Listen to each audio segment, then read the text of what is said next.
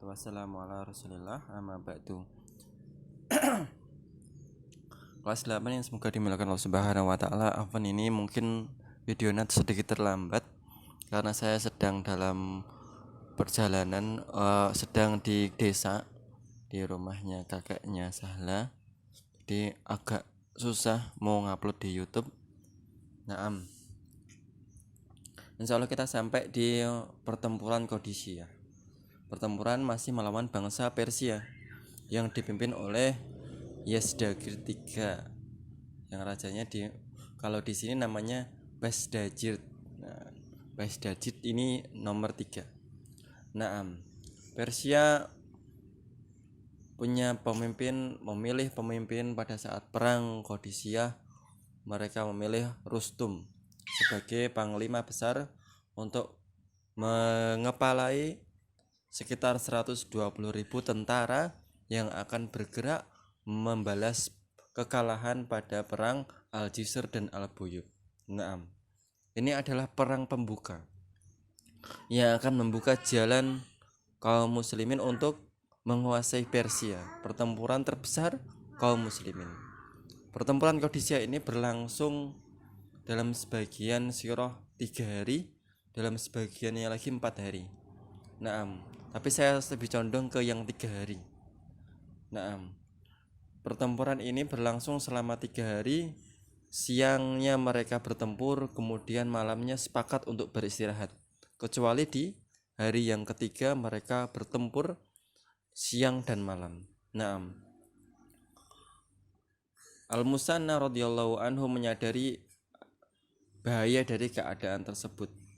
Maka beliau membawa pasukannya ke Zihor setelah mengabarkan kepada Umar radhiyallahu anhu tentang kondisi tersebut. Umar ini masih ada di mana? Ada di Madinah. Kemudian Umar mempersiapkan pasukan yang besar juga di bawah pimpinannya Sa'ad bin Abi Waqqas sebanyak 30.000 tentara untuk membantu pasukannya Al-Musanna yang ada di Irak sebelumnya. Naam. Kemudian Sa'ad bin Abi Waqqas bergabung dengan kaum muslimin di tempat yang disebut Al-Qadisiyah yang berada di dekat Sungai Eufrat. Naam. Kita lihat di sini ada replika, saya perlihatkan. Sungai Eufrat itu mana tuh? Nah, ini Sungai Eufrat. Nah, ini dia Sungai Eufrat. Sungai Eufrat itu sungai yang membelah kota Irak, dan di sampingnya juga ada Sungai Tigris, dan kota Baghdad ada di antara kedua sungai tersebut. Sekarang masih ada Sungai Eufrat.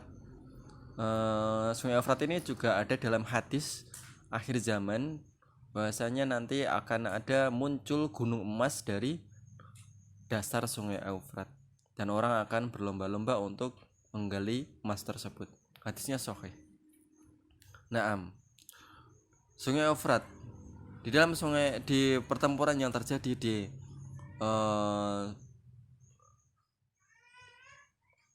dekat Sungai Eufrat ini, maka mereka kaum muslimin berada di daerah yang menghadap Sungai Eufrat.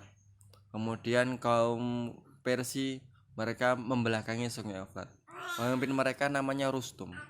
Kemudian mereka mempunyai 4 komandan perang pasukan. Komandan pasukan batalionnya yang bernama Mahron, kemudian Jalinos dan Hurmuzan. Kemudian yang Sa'ad bin Abi Waqqas juga punya 4 komandan perang. Yang pertama Surahbil bin Asamit, Zuhra, kemudian Asim dan Abdullah bin Al-Mu'tam. Naam. Saat di situ dibantu juga sama Salman Al-Farisi. Naam. Terjadilah pertempuran yang ada di daerah tersebut, namanya daerah Qadisiyah. Naam. Pertempuran tersebut berlangsung sangat sengit. 120.000 orang melawan 30.000 orang. Pertempuran terbesar kaum muslimin. Di samping pertempuran Yarmuk, karena penaklukan Persia dan penaklukan Syam itu hampir bersamaan. Nanti akan ada pasukan bala tentara yang datang dari Syam. Naam. Ini adalah replika penggambaran dari perang Qadisiyah. Yang pakai warna putih itu kaum muslimin, dan Rustum dan pasukannya juga menggunakan tentara gajah sebagaimana yang kemarin dalam perang Al-Jisr. Naam. Tentara gajah ini sangat menyulitkan kaum muslimin. Karena gimana? Karena dia besar. Gajahnya besar. Bukan gajah seperti sekarang. Gajahnya lebih besar lagi. Kalau gajah sekarang mungkin besarnya sekuda kayaknya ya. Agak tinggi dikit. Tapi kalau dulu gajahnya besar-besar khusus untuk perang. Maka para sahabat mencoba untuk bagaimana cara melumpuhkan barisan perang ini gajah ini. Maka mereka menombak mata dari gajah tersebut. Akhirnya gajah tersebut memporak-porandakan kebingungan, memporak-porandakan pasukannya Persia sendiri. Kita bisa lihat di sini. Kaum muslimin mencoba menyerang gajah tersebut, dan sebagian gajah tersebut yang terluka matanya, mereka berbalik menyerang kaum Persia yang berada di belakang mereka. Nah, di belakang kaum Persia ini ada sungai tadi Eufrat, dan belakangnya lagi itu adalah perkemahan mereka. Naam. Pertempuran terjadi selama 3 hari, 3 hari, dan yang terakhir di hari yang ketiga 1 hari 1 malam.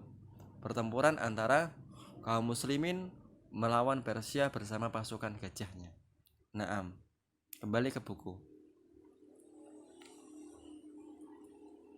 Kemudian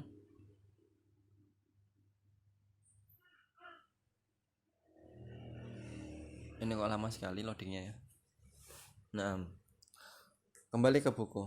Saat radhiyallahu anhu bergabung dengan kaum muslimin yang di tempat yang bernama Qadisiyah, dilihat di dekat sungai Eufrat, terjadilah pertempuran pada tahun 15 Hijriah itu yang akan mengubah sejarah hancurnya kekaisaran Persia. Kemudian hari pertama pasukan Persia mendapatkan kemenangan. Kemudian mereka menggunakan gajah, tadi sudah saya jerangkan. Kaum muslimin mendekat kemenangan setelah datangnya pasukan dari negeri Syam. Negeri Syam ini ada peperangan namanya Perang Yarmuk yang dipimpin oleh Khalid bin Walid. Kemarin sudah saya kasih tahu, setelah Khalid bin Walid perang di Persia, dia langsung perang di Irak, dia langsung membantu teman-temannya atau para sahabat yang sedang perang melawan Romawi yang ada di Syam. Nanti Khalid balik lagi, jadi Khalid ini bolak-balik. Naam, Masya Allah ya. Singkat cerita, pejuang-pejuang Islam berhasil mengalahkan Rustum yang dia mencoba melarikan diri. Salah satu riwayatnya mengatakan Rustum ini melarikan diri dengan menyeberangi sungai Eufrat. Riwayat yang lain mengatakan bahwasanya Rustum ini melarikan diri bersama keledai yang tersisa.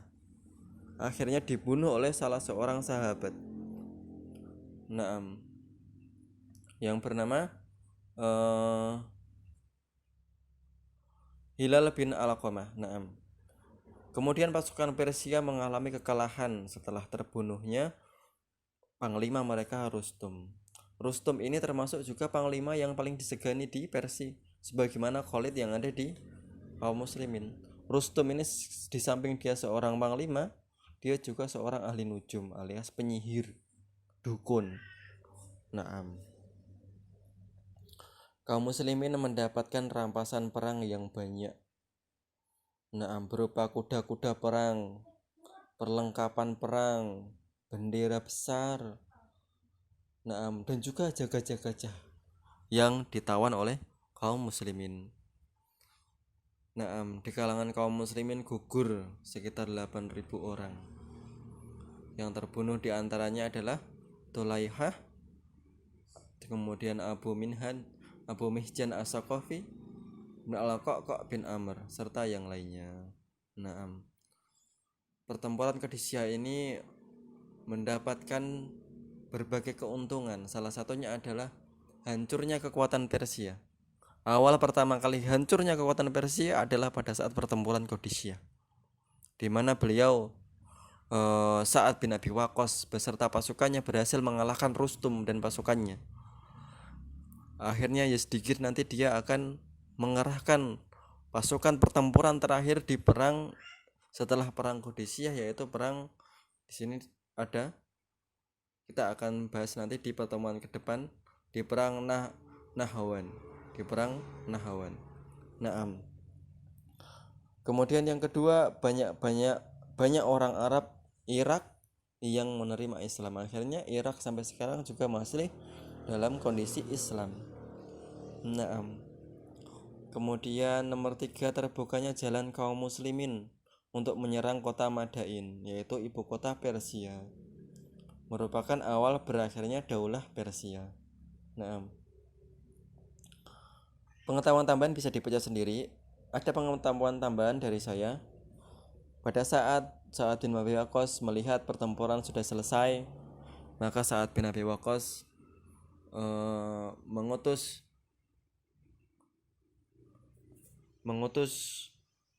seorang utusan untuk mengabarkan kepada Umar bin Khattab yang ada di Madinah bahwasanya kaum muslimin telah menang. Tapi Umar bin Khattab saking khawatirnya, Umar bin Khattab sudah berangkat menuju Qadisiyah untuk meninjau langsung apa yang terjadi kepada pasukannya Sa'ad bin Abi Waqqas. Saat Umar bin Khattab perjalanan menuju Irak, beliau sendiri tanpa ada pengawal, presiden tanpa ada pengawal. Naam, zuhud sekali Umar bin Khattab radhiyallahu anhu ini. Kemudian beliau berpapasan dengan seorang penunggang kuda. Kemudian beliau bertanya kepada seorang penunggang kuda tersebut, "Wahai fulan, bagaimana kabarnya pasukan kaum muslimin yang ada di Qadisiyah?"